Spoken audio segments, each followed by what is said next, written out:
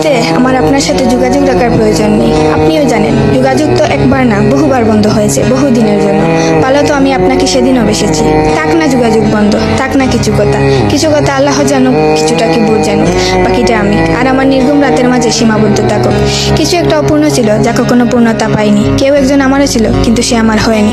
তারপর যাকে বহুবার দেখার পরেও মন ভরে নাই, তাকে আজ বহুদিন দেখি না।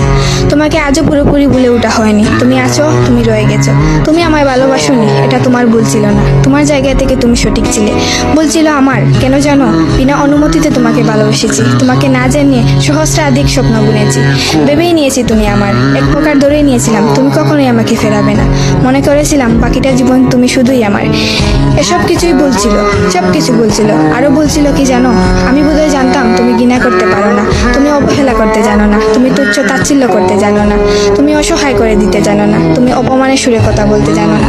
কিন্তু এসবের কোনো কিছুই তোমারও জানা ছিল না, কিংবা কোনো কিছুই যে তুমি করতে পারো না তা কিন্তু নয়। সব কিছুই তুমি পারো। পুরো চিন্তা ভাবনাই ছিল ভুল। যে আমি ভেবেছিলাম তুমি ঠিক তার উল্টো দিকেই ছিলে।